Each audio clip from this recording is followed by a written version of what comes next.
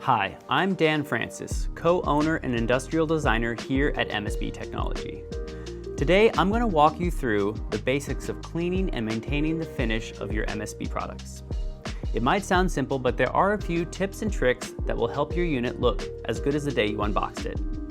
In this step-by-step tutorial, I'll share recommended tools, techniques, and some advice for specific finishes. Let's start with the tools you'll need.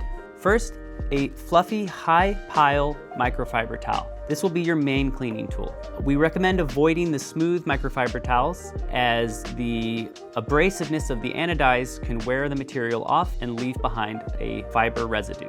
Next, you'll need a high-proof isopropyl alcohol, such as 99%. This is our most used cleaner here at the factory.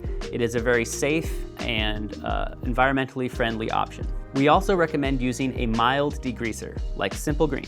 This is for grease or tougher fingerprint stains that might not come off with alcohol. Lastly, you'll want to use some compressed air. You can use it from a can or air compressor. The compressed air will initially be used to blast away dust before and after cleaning. A few other small tools that are quite helpful are foam cleaning tip tools like this. These can be used to get into small crevices and reach heatsink areas. A detailing brush like this can be used to help dislodge materials that are stuck in engraving or very, very fine crevices. Another great tool we use here at the factory for cleaning up refurbished units or customers' units that have been sent in is a melamine sponge. The ones we use at the office are called magic erasers. These are a really interesting cleaning tool, but we do not recommend them for general maintenance. Lastly, I also prefer to work with a nice pair of white cloth gloves, but you can also use latex gloves if available. To get started, power down and unplug your MSB product. Never clean it while it's connected to electricity. Give it time and make sure it's cool to the touch before you begin. Then, with compressed air, blow away any loose dust or debris from the surfaces, heat sinks or seams. It is better to remove it at this stage than rubbing it into the product finish later and getting the towel dirtier during the cleaning process. Consistently removing dust from your chassis is very beneficial, and this step should be performed often. For the next stage, wipe with isopropyl alcohol. Lightly spray the microfiber towel. Never spray your product directly. Gently wipe the surface as needed with a circular motion. Refresh the towel as it gets dirty to avoid rubbing dirt into the finish. For small areas, use swabs or the soft brush to lightly remove and dislodge dust. When using the swabs or soft brush, always dampen them with alcohol first and then use them instead of spraying the product directly. If you're finding fingerprints, greasy marks, or anything a little bit more stubborn, you can use a mild degreaser to remove them. Spray it again on the towel, not the unit, and then gently work the area with a circular motion. Then, follow up with alcohol on a clean towel to remove any residue left behind by the degreaser. For regular maintenance, this is where you would stop. But if you have any severe damage or wear that is still showing up on your product, you can now use a melamine sponge to try and remove it. Dampen the sponge slightly with alcohol. Use minimal pressure in a circular motion, just enough to lighten or remove the mark. Be very careful at this stage.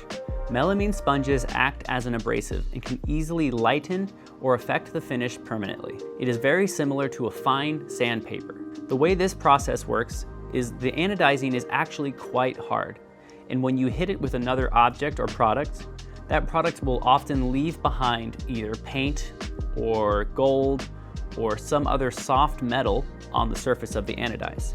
It might look like a scratch, but it's often just material that has been built up on the outside. So using the melamine sponge, you can slowly wear it down to the original anodize, and that can often remove very stubborn marks. But again, this is just for damage or severe marks, and you are willing to risk the surface finish of your product to remove them. After you're finished with the melamine sponge, you can use a microfiber towel with alcohol to remove any residue that is left behind. Lastly, finish with another round of compressed air to clear any lint or dust that was dislodged during the cleaning process.